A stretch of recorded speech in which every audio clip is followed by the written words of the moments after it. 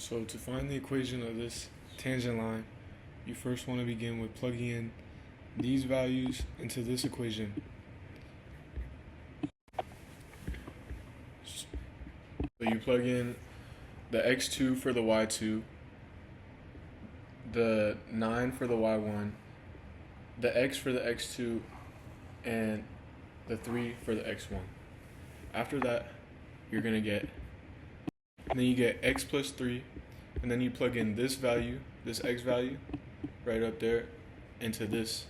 So we get 6, and then you plug in this 6 to this equation for the slope. Once you plug in all the values, you should end up with this, y equals 9 plus 6, x minus 3 times x minus 3, and then you simplify. So to simplify this, all I did was multiply 6 times x and 6 minus 3, and you end up with 9 plus 6x minus 18.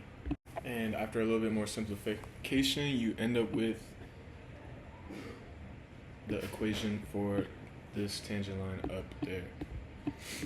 Thank you.